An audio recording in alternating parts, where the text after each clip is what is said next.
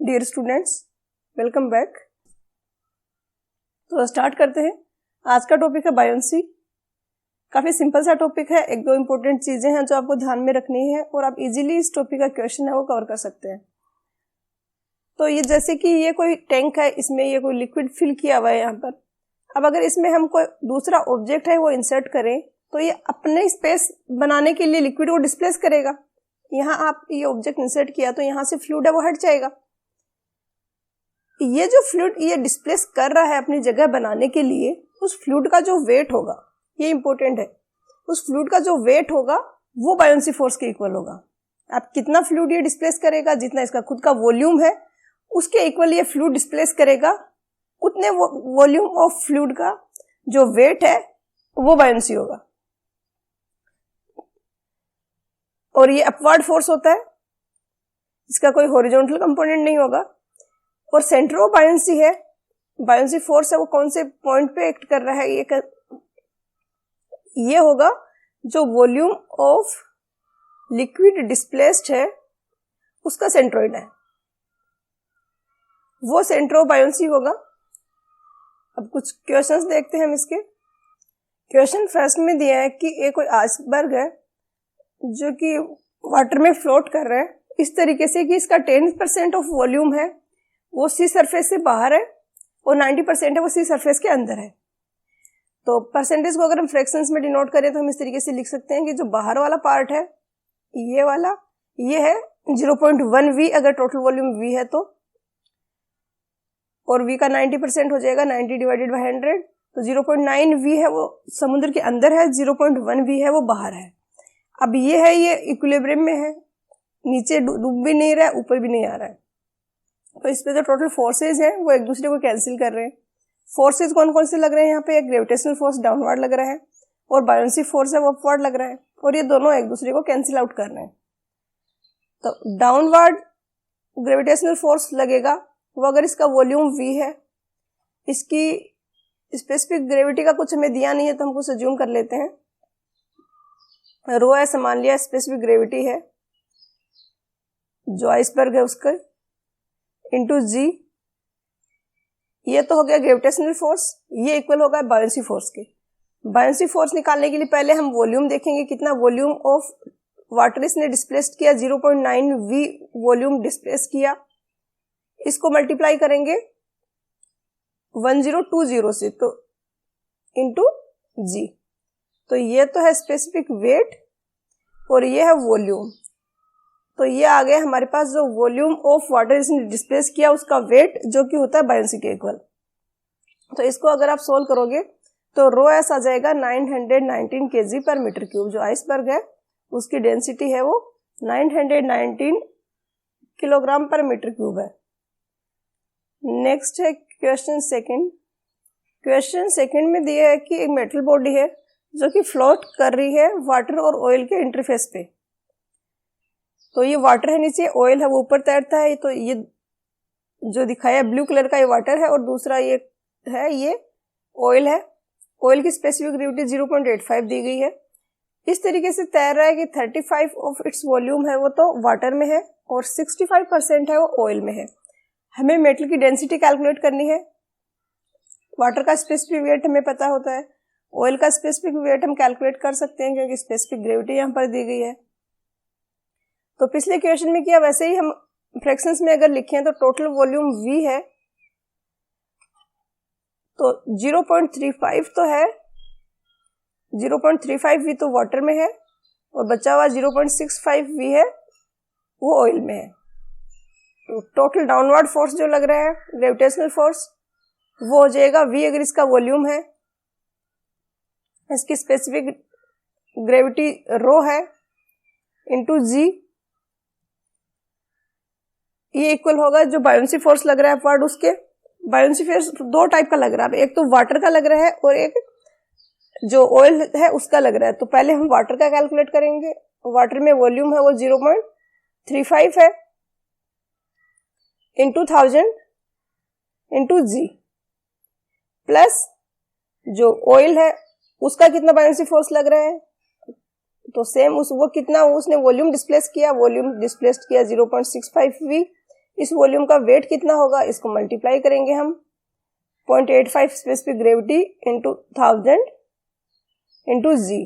तो जी तो दोनों साइड कैंसिल आउट हो जाएगा और इसको अगर आप सॉल्व करोगे तो 902.5 आ जाएगा। तो आंसर यहाँ पर हो जाएगा ऑप्शन सी। नेक्स्ट है क्वेश्चन थर्ड में पूछा है कि line of action of the बायोंट force, कोई बायोंट फोर्स है उसका लाइन ऑफ एक्शन है वो कौन से पॉइंट पे एक्ट करता है। तो जो सेंटर ऑफ बायोंसी फोर्स है उस पे एक्ट करता है और सेंटर ऑफ बायोंसी होता है जो फ्लूइड डिस्प्लेस किया उसका जो सेंट्रोइड है। तो बी हो जाएगा इसका answer, centroid of the displaced volume of fluid. Next है क्वेश्चन 4। क्वेश्चन 4 में पूछा है कि जो बायोंसी फोर्स है उसका हॉरिजॉन्टल कंपोनेंट कितना होगा। तो बायोंसी फोर्स है एक अपवर्ड थ्रस्ट है, इसका कोई हॉरिजॉन्टल कंपोनेंट नहीं होता है। इस तरीके से ये फ्लूइड है, ये कोई फ्लोटिंग बॉडी है, तो इसमें जो हॉरिजॉन्टल फोर्सेज हैं वो एक दूसरे को कैंसिल आउट कर देते हैं, तो कोई भी हॉरिजॉन्टल फोर्स इसमें नहीं होता है। तो इसका आंसर हो जाएगा ऑप्शन ए। नेक्स्ट है क्वेश्चन नंबर 5। ये क्वेश्चन है जो जेके एसएसबी की जेई के एग्जाम में पूछा गया था, बट इसमें कुछ मिस्टेक थी तो इसको फिर कैंसिल कर दिया गया, डिलीट कर दिया गया क्वेश्चन पेपर में। फिफ्थ में पूछा है कि जो फ्लूइड डिस्प्लेस किया उसका वेट अगर weight of the solid body से कम है, सॉलिड बॉडी है, डाउनवर्ड उसमें लग रहा है इसका वेट का कारण फोर्स, अपवर्ड इसमें लगता है बायोंसी। अब दो केसेस बन सकते हैं कि एफ बी ज्यादा है या डब्ल्यू ज्यादा है। अगर ये इस तरीके से फ्लोट कर रही है, इस लेवल तक फ्लोट कर रही है, मतलब अपवर्ड और डाउनवर्ड फोर्सेस इक्वल हैं, बैलेंस कर रहे हैं। क्या होता है जब हम इसको इंसर्ट करते हैं, जस्ट इंसर्ट करते हैं, पहले जो डब्ल्यू है वो ज्यादा है, एफ बी है वो कम है, तो ये धीरे धीरे और नीचे जाती जाती है। पहले जैसे यहाँ पे थी, उसके बाद इस तरीके से थोड़ी सी अंदर डूबा इसका पार्ट, फिर भी बायोंसी फोर्स है वो बैलेंस नहीं कर पा रहा है वेट का, तो ये और नीचे की तरफ गया और ये इस पोजीशन में आ गया। जैसे जैसे ये नीचे जा रहा है वॉल्यूम ऑफ लिक्विड डिस्प्लेस्ड है वो बढ़ रहा है और इसके कारण बायोंसी फोर्स भी बढ़ रहा है। एक पॉइंट ऐसा आता है कि बायोंसी फोर्स है वो कंपनसेट कर देता है, वेट को कैंसिल आउट कर देता है। वो हो गई फ्लोटिंग की कंडीशन। अब क्या हो अगर वो जो बॉडी है उसका वेट इतना ज्यादा है कि ये जो बायोंसी फोर्स है ये पूरा डूबने के बाद में इसको कैंसिल आउट नहीं कर पा रहा, जैसे इतना अंदर चला गया बिल्कुल। उस केस में भी डब्ल्यू ज्यादा है और जो बायोंसी फोर्स है वो कम है, तो क्या होगा, और नीचे जाता जाएगा, तो बॉडी सिंक्स इन ए फ्लूइड। और इसीलिए जो मेटल वगैरह हैवी ऑब्जेक्ट है वो फिर फ्लोट नहीं कर पाते, क्योंकि बायोंसी फोर्स है उनकी वेट को कैंसिल कर नहीं पाता, चाहे वो पूरा भी अंदर चला जाए बॉडी। क्वेश्चन नंबर 6 में दिया है कि एक बॉडी है वो पार्शली और होली इमर्स्ड है लिक्विड में, वो एक फोर्स से लिफ्ट हो रही है, उस फोर्स का जो मैग्नीट्यूड है वो इक्वल है weight of the liquid displaced by the body. तो ये बायोंसी फोर्स की बात यहाँ पर हो रही है और ये इस स्टेटमेंट को हम आर्किमिडीज प्रिंसिपल भी बोलते हैं, क्योंकि जो साइंटिस्ट थे आर्किमिडीज उन्होंने डिस्कवर किया था बायोंसी फोर्स को। तो बी हो गया इसका आंसर।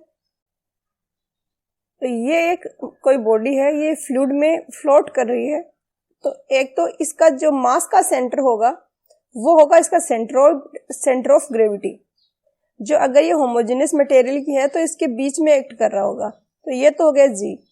उसके अलावा हमने पढ़ा एक सेंटर ऑफ बायोंसी, जो इसने फ्लूइड डिस्प्लेस किया। कौन सा फ्लूइड डिस्प्लेस किया इसने, ये वाला फ्लूइड डिस्प्लेस किया, इसका जो सेंट्रोइड है वो होगा सेंटर ऑफ बायोंसी। तो ये यहाँ पर है सेंटर ऑफ बायोंसी। उसके अलावा एक होता है वो मेटा सेंटर होता है। अब मेटा सेंटर क्या होता है ये समझने के लिए, जैसे ये बॉडी है ये फ्लोट कर रही है, हम इसको थोड़ा सा टिल्ट कर देते हैं, जैसे कि इसको हमने इस तरीके से यहाँ से थोड़ा फोर्स लगा के इसको टिल्ट कर दिया, एंगुलर डिस्प्लेसमेंट हमने इसको दे दिया। तो अब क्या होगा, इसका सेंटर ऑफ बायोंसी है वो शिफ्ट होगा। क्यों होगा सेंटर ऑफ बायोंसी शिफ्ट, क्योंकि पहले तो ये था जो वॉल्यूम ऑफ वाटर डिस्प्लेस्ड है, अभी क्या हो रहा है टिल्ट देने के कारण वॉल्यूम ऑफ डिस्प्लेस्ड है वो इस साइड में ज्यादा है। अगर इसके सेंटर लाइन हम बनाएं तो इस साइड में तो वॉल्यूम ऑफ वाटर डिस्प्लेस्ड ज्यादा है, क्योंकि जो बॉडी है वो इस साइड से ज्यादा अंदर डूबी हुई है। तो सेंटर ऑफ बायंसी इधर की तरफ राइट हैंड साइड में शिफ्ट हो जाएगा, क्योंकि बॉडी इधर की तरफ ज्यादा अंदर डूबी हुई है, तो इधर से ज्यादा वॉल्यूम डिस्प्लेस करेगी, इधर से इस साइड से ये जो वॉल्यूम डिस्प्लेस करेगी ये कम होगा राइट हैंड साइड वाले वॉल्यूम से। तो जो सेंटर ऑफ बायंसी जो पहले बीच में जी के नीचे आ रहा था वो अभी थोड़ा सा शिफ्ट हो जाएगा, और शिफ्ट होने के बाद वो चला जाएगा B1 पर। ये कोई पॉइंट है B1, यहां पर है भी सेंटर ऑफ बायंसी। अब अगर पहले वाली ये जो लाइन थी जो G और B से पास हो रही थी, इसकी नॉर्मल एक्सिस थी, उस लाइन को ये B1 जहां पर कट कर रहा है वो होता है मेटा सेंटर। एक तो ये डेफिनेशन हो गई। सेकेंड सिंपल सी डेफिनेशन होती है कि किसी बॉडी को अगर हम टिल्ट करते हैं तो वो जिस पॉइंट के अबाउट रोटेट होती है वो मेटा सेंटर होता है, और GM होती है मेटासेंट्रिक हाइट। G और M के बीच की डिस्टेंस है वो मेटासेंट्रिक हाइट है। अब ये मेटा सेंटर बहुत ज्यादा इंपॉर्टेंट है फ्लोटिंग बॉडीज की स्टेबिलिटी चेक करने के लिए। तो ये समझने से पहले हम एक सिंपल सा, आपने 11th में पेंडुलम पढ़ा होगा, उसको देखते हैं। पेंडुलम में क्या होता था, ये कोई एक गोला है जो कि एक रस्सी से यहाँ पर हमने बांधा हुआ है। इसको अगर हम इधर लाके छोड़ेंगे तो क्या होगा, ये वापस इधर जाएगा, यहाँ से इधर जाएगा और वापस धीरे धीरे ऑसिलेट करते हुए अपनी पोजीशन पे आ जाएगा कुछ टाइम बाद। अब किसी भी बॉडी के 3 टाइप के इक्विलिब्रियम हो सकते हैं। जैसे कि यहाँ पे कोई आपने ऑब्जेक्ट रखा हुआ है इस जगह पर, तो इसको थोड़ा सा भी अपनी पोजीशन से हिलाओगे, अगर यहाँ रखा है हमने, थोड़ा सा भी इसको अपनी पोजीशन से डिस्प्लेस किया तो ये और फर्दर डिस्प्लेस हो जाएगा। तो ये तो होता है अनस्टेबल इक्विलिब्रियम। उसके अलावा स्टेबल इक्विलिब्रियम की कैसी कंडीशन बन सकती है, इसका उल्टा इस तरीके से कुछ है, गड्ढा जैसा बना होगा, यहाँ पे अगर कोई ऑब्जेक्ट रखा हुआ है, इसको अगर थोड़ा सा भी डिस्प्लेस करोगे अपनी पोजीशन पे, आपने यहाँ लाके छोड़ दिया इसको, तो ये वापस अपनी पोजीशन पे चला जाएगा। तो ये है स्टेबल इक्विलिब्रियम की कंडीशन। और थर्ड बनती है न्यूट्रल इक्विलिब्रियम की कंडीशन। ये है न्यूट्रल इक्विलिब्रियम कि इसको अगर यहाँ रखोगे तो यहाँ रह जाएगा, यहाँ रखोगे तो यहाँ रह जाएगा, कुछ भी ये ना फर्दर डिस्प्लेस हो रहा है ना अपनी ओरिजिनल पोजीशन पे जा रहा है। तो इनको हम इम्पोर्टेंट है, ये फ्लूइड की में जो ऑब्जेक्ट है वो फ्लोट कर रहा है या इमर्स्ड है, उसकी स्टेबिलिटी चेक करने के लिए। तो इसलिए ये तीनों केसेस मैंने यहाँ पे एक्सप्लेन किए। अब अगर आप इन तीनों में कंपेयर करो तो पेंडुलम किस कंडीशन में है, पेंडुलम है वो स्टेबल कंडीशन में है, क्योंकि थोड़ा सा आप इसको डिस्प्लेस करोगे, इसको टिल्ट करोगे थोड़ा सा अगर यहाँ पर, तो क्या होगा, ये ऑसिलेट करते करते वापस अपनी ओरिजिनल पोजीशन पे पहुंच जाएगा। और अगर हम इसको फ्लूइड से कंपेयर करें, ये सिर्फ याद रखने की ट्रिक है, ऐसा कोई रिलेवेंस नहीं है कि ये फ्लूइड वाला ही केस है, बट बहुत अच्छी ट्रिक है याद रखने के लिए। इसका सेंटर ऑफ ग्रेविटी कहाँ होगा, जहाँ पेंडुलम है उसका सेंटर पे होगा।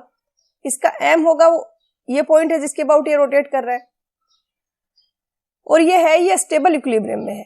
तो यहां से आपको एक पॉइंट याद रखना है कि एम अगर ऊपर है, जी नीचे है, तो स्टेबल इक्विलिब्रियम होगा। इसका उल्टा अगर है तो अनस्टेबल इक्विलिब्रियम है, और अगर दोनों कोइंसाइड कर गए तो न्यूट्रल इक्विलिब्रियम है। तो जी और एम है इंपॉर्टेंट डिसाइड करने के लिए कौन से टाइप के इक्विलिब्रियम में है। तो एक तो ये याद रखने हैं तीनों केसेस। इसके अलावा ऐसा होता क्यों है, थोड़ा सा मैं इसको एक्सप्लेन कर देती हूँ, अगर नहीं समझ आए तो भी कोई इश्यू नहीं है।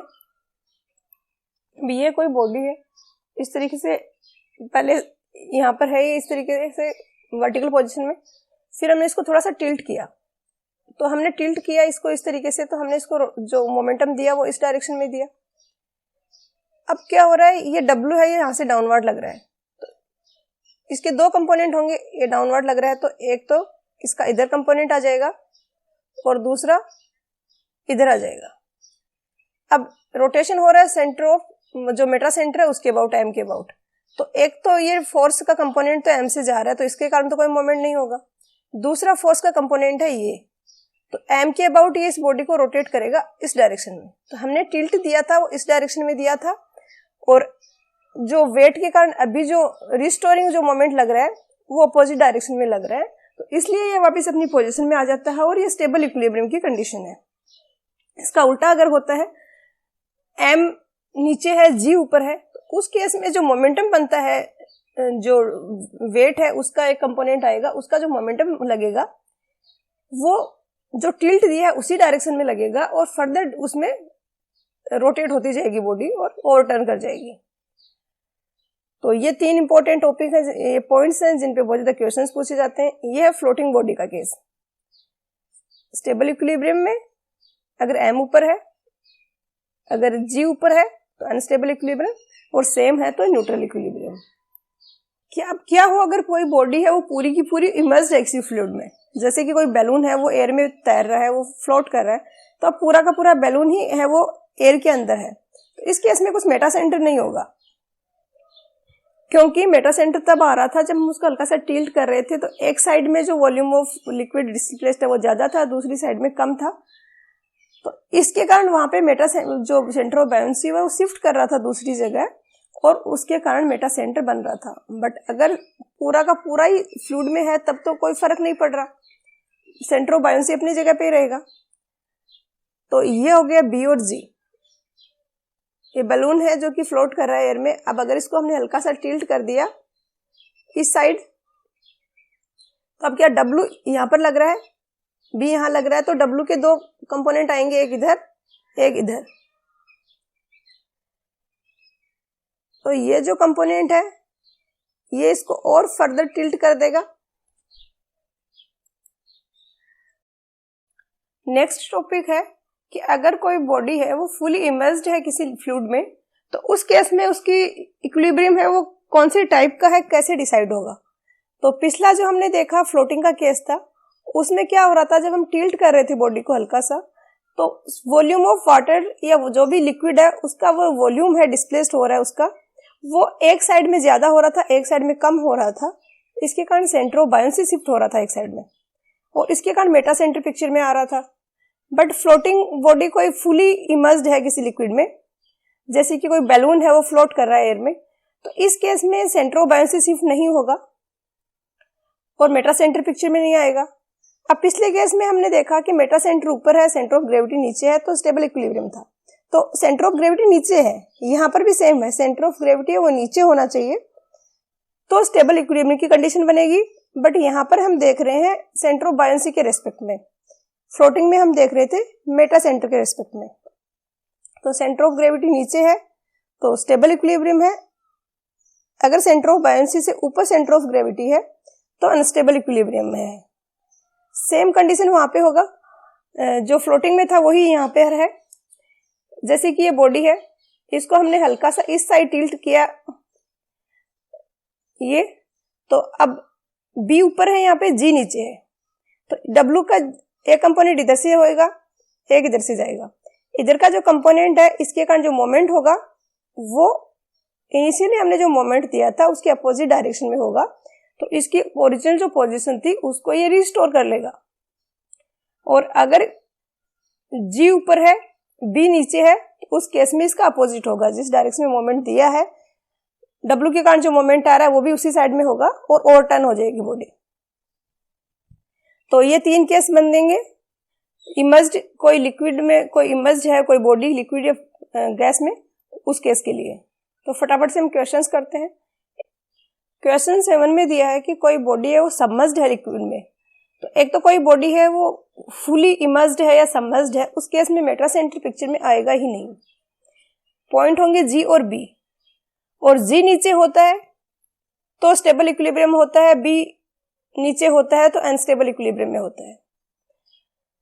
तो यहाँ पर ऑप्शन 4 है वो करेक्ट हो जाएगा कि सेंटर ऑफ बायोंसी है वो ऊपर है सेंटर ऑफ ग्रेविटी से, या हम ऐसे कह सकते हैं कि सेंटर ऑफ ग्रेविटी है वो नीचे हो। नेक्स्ट है क्वेश्चन 8। इसमें दिया है कि कोई फ्लोटिंग बॉडी है उसका मेटा सेंटर है वो सेंटर ऑफ ग्रेविटी से नीचे है, तो इस केस में क्या होगा। तो ये होगी अनस्टेबल इक्विलिब्रियम की कंडीशन। तो इसमें अगर हम रोटेट करेंगे, थोड़ा सा बॉडी को टिल्ट करेंगे, तो फर्दर टिल्ट होके ओवरटर्न हो जाती है, तो 4 हो जाएगा करेक्ट। नेक्स्ट है क्वेश्चन नंबर 9। अच्छा क्वेश्चन है ये भी। एक स्टोन है उसका 450 न्यूटन तो वेट है एयर में और 250 न्यूटन है वाटर में, तो वॉल्यूम कितना होगा स्टोन का। तो जब हम वाटर में उसको वॉल्यूम उसका वेट कर रहे हैं, जैसे ये वेइंग मशीन है, इसमें ऐसी स्प्रिंग सी लगी होती है, नीचे लटका देते हैं जिसका वेट मेजर करना है। तो जब हमने इसको वाटर में ऐसे रखा हुआ है तो उस केस में इसका वेट है वो कम आता है रीडिंग, क्योंकि इसमें बायोंसी फोर्स है वो अपवर्ड लग रहा होता है। अब एयर में जो वेट है वो 450 न्यूटन है, वाटर में जो वेट है वो 250 न्यूटन है। तो बायोंसी फोर्स कितना लग रहा है, जो डिफरेंस आ रहा है इन दोनों में, तो 200 न्यूटन का बायोंसी फोर्स यहाँ पर लग रहा है, ये हमें पता चल गया। इसी के कारण ये वाटर में रीडिंग कम आ रही है। अब हमें वॉल्यूम निकालना है स्टोन का, तो 200 न्यूटन ये जो है इसको हम इक्वेट कर देंगे, बायोंसी फोर्स को हम इक्वेट कर देंगे वेट के। इसका वॉल्यूम अगर Vs है 1000 रो होता है वाटर के लिए इंटू जी, और इसको सोल्व करोगे तो 0.02 मीटर क्यूब आ जाएगा। तो यहाँ पर आंसर ऑप्शन 1 हो जाएगा। इस टाइप के क्वेश्चंस में बिल्कुल भी आपको 9.8 नहीं लेना है, 10 लेना है, क्योंकि ऑप्शंस हैं वो काफी दूर दूर है। क्वेश्चन 10th में दिया है कि मेटासेंट्रिक हाइट क्या होती है एक फ्लोटिंग बॉडी की। तो GM होती है मेटासेंट्रिक हाइट। मेटासेंटर होता है फ्लोटिंग बॉडी के लिए, और फ्लोटिंग बॉडी के लिए जब हम इक्विलिब्रियम की बात करते हैं तो दो पॉइंट्स को कंसीडर करते हैं, वो होते हैं G और M, और इनके बीच की डिस्टेंस है वो GM है, वो मेटासेंट्रिक हाइट है। तो यहाँ पर 3 करेक्ट हो जाएगा। नेक्स्ट है क्वेश्चन नंबर 11। एक तो काफी बार एक ही क्वेश्चन एज इट इज या थोड़ा सा लैंग्वेज में चेंज करके बार बार अलग अलग एग्जाम्स में पूछा गया है, तो मैंने उनको एज वन क्वेश्चन ही कंसिडर किया है, क्योंकि वहां पर हम एक ही कंसेप्ट को कर रहे हैं। तो जैसे कि ये दोनों सेम ही क्वेश्चन है, तो मैंने नंबरिंग एक की है, इसको हम काउंट नहीं करेंगे। जो 600 हम MCQs कवर करने वाले हैं, इसमें पूछा है कि फ्लोटिंग बॉडी की स्टेबल इक्विलिब्रियम की कंडीशन। आपके माइंड में पिक्चर आनी चाहिए पेंडुलम की। पेंडुलम में G होता है यहाँ पर नीचे, जिस पॉइंट के अबाउट रोटेट हो रहा है वो M, वो होता है ऊपर। तो यहाँ पर C आंसर हो जाएगा। M ऊपर होगा सेंटर ऑफ ग्रेविटी से। सेम यहाँ पर भी पूछा गया, ये RPSC A में आया हुआ है 2018 में। नेक्स्ट है क्वेश्चन नंबर 12। उस पर जाने से पहले एक बार आप ये क्वेश्चंस भी देख लो। सेम पिछला क्वेश्चन था उसी तरीके से है। Centre of gravity floating body की और मेटा सेंटर। तो न्यूट्रल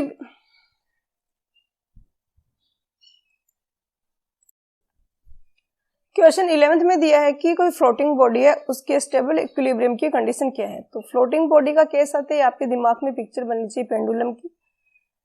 जैसे ये पेंडुलम है, इसका जी तो इस सेंट्रोइड पे होगा पेंडुलम के, और जिस पॉइंट के अबाउट रोटेट हो रहा है वो मेटा सेंटर है। तो ये M हो गया। तो M ऊपर है, G नीचे है, तो स्टेबल इक्विलिब्रियम की कंडीशन बनती है। तो C यहाँ पर आंसर हो जाएगा। सेम क्वेश्चन ये बार बार पूछा गया है, 3-4 बार थोड़ा सा लैंग्वेज चेंज करके पूछा गया है। तो मैंने नंबरिंग इसमें एक ही करी है, क्योंकि कहीं पर ऐसे हो कि सेम ही क्वेश्चन बार बार आ रहा है, तो हम उसको बार बार काउंट नहीं करेंगे। जो हम 600 MCQs में पूरा फ्लूइड मैकेनिक्स कवर करने वाले हैं, तो उसमें उसको एक ही बार काउंट किया है। ये सेम चीज बार बार होगी इसमें आगे के टॉपिक्स में भी, कि एक ही क्वेश्चन है, उसको थोड़ा सा लैंग्वेज चेंज करके 2-3 बार पूछा गया है, तो एज ए वन क्वेश्चन ही काउंट होगा। ये सेम क्वेश्चन पंजाब का में जो एग्जाम हुआ है 6 मार्च 2022 को, उसमें भी पूछा गया है। नेक्स्ट है क्वेश्चन नंबर 12।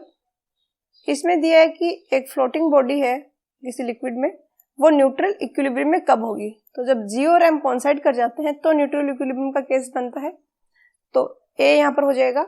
सेम ये फिर से आया हुआ है, UPSC JEE में पूछा गया है। नेक्स्ट है क्वेश्चन नंबर 13। इसमें दिया है कि centre of gravity of the volume of the liquid displaced. जो लिक्विड डिस्प्लेस किया उसका जो सेंट्रोइड है, उसका जो सेंटर ऑफ ग्रेविटी है वो क्या होता है। तो वो सेंटर ऑफ बायोंसी होता है।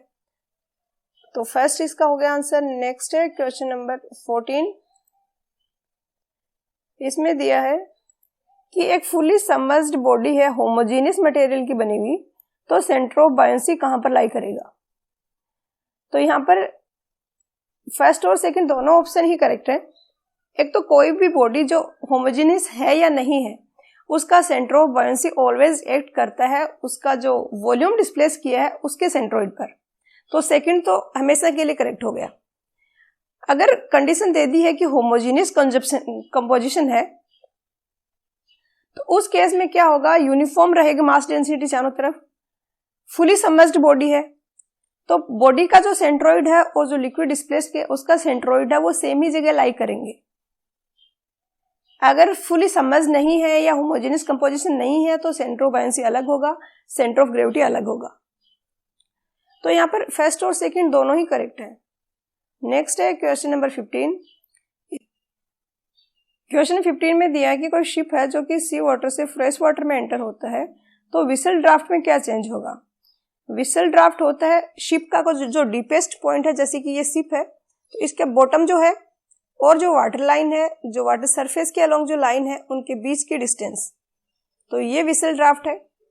सी वाटर की डेंसिटी ज्यादा होती है कंपेयर टू फ्रेश वाटर, क्योंकि उसमें सॉल्ट कंटेंट ज्यादा होता है। तो सी वाटर से फ्रेश वाटर में जाएगा शिप, तो विसल ड्राफ्ट है वो इंक्रीज होगा, क्योंकि अब लिक्विड जो है, वाटर जो है वो लाइट है compare to sea water. Fresh water है वो लाइट है, मास डेंसिटी उसकी कम है, तो ज्यादा वॉल्यूम डिस्प्लेस करना पड़ेगा, क्योंकि फ्लोट करने के लिए कंडीशन है कि बायोंसी फोर्स है वो इक्वल हो वेट के। बायोंसी फोर्स इक्वल होता है volume displace into mass density. तो रो की वैल्यू कम हो रही है तो वी की वैल्यू इंक्रीज होगी, क्योंकि अल्टीमेटली तो वी इंटू रो को कंपनसेट करना है, जो वेट है उसका, शिप का जो वेट है उसको कैंसिल करना है, उसके इक्वल होना है वी इंटू रो की वैल्यू। यहाँ पर जी भी आ जाएगा, तो ए यहाँ पर आंसर होगा। नेक्स्ट है क्वेश्चन नंबर 16। इसमें दिया है कि कोई बॉडी है वो फुली इमर्स्ड है किसी फ्लूइड में, अपने ओरिजिनल पोजीशन पे नहीं आती है। अगर इसको स्लाइटली इंक्लाइन करें तो इंक्लाइन डिस्प्लेसमेंट दे, मतलब एंगुलर डिस्प्लेसमेंट दे, तो ये अपनी ओरिजिनल पोजीशन में नहीं आती है, तो ये होता है अनस्टेबल इक्विलिब्रियम। क्वेश्चन 17 में दिया है कि एक बॉडी है वो फ्लोटिंग है, उसमें सेंस ऑफ टिल्ट और जो इंटरनल कपल जनरेट हो रहा है बायोंसी और वेट ऑफ द बॉडी के कारण, वो दोनों ही क्लॉकवाइज है। सेंस ऑफ टिल्ट भी क्लॉकवाइज है और जो इंटरनल कपल आ रहा है बायोंसी और वेट ऑफ द बॉडी के कारण वो भी क्लॉकवाइज है। इस केस में बॉडी किस स्टेट में है, तो जिस डायरेक्शन में हमने टिल्ट दिया उसी डायरेक्शन में अगर मोमेंट आ रहा है तो बॉडी फर्दर टिल्ट हो जाएगी, ओवरटर्न हो जाएगी, तो ये अनस्टेबल इक्विलिब्रियम की कंडीशन है। तो आंसर यहाँ पर आ जाएगा डी, रोटेशनली अनस्टेबल है ये। नेक्स्ट है क्वेश्चन नंबर 18। इसमें दिया है कि कोई बॉडी है वो कंप्लीटली सबमर्ज्ड है लिक्विड में, सेंटर ऑफ ग्रेविटी जी है, सेंटर ऑफ बायोंसी को यहाँ पे इसने ओ से डिनोट कर दिया, जिसको जनरली हम बी से करते हैं। तो स्टेबल इक्विलिब्रियम की कंडीशन क्या बनेगी, तो कंप्लीटली सबमर्ज्ड बॉडी है तो जी अगर नीचे है बी ऊपर है तो होती है कंडीशन स्टेबल इक्विलिब्रियम की। तो आंसर यहाँ पर ए हो जाएगा, ओ लाइज अबव जी। आज के लेक्चर में इतना ही, मिलते हैं नेक्स्ट लेक्चर में जिसमें हम करेंगे फ्लूइड काइनेमेटिक्स। तो पढ़ाई करते रहिए, ऑल द वेरी बेस्ट।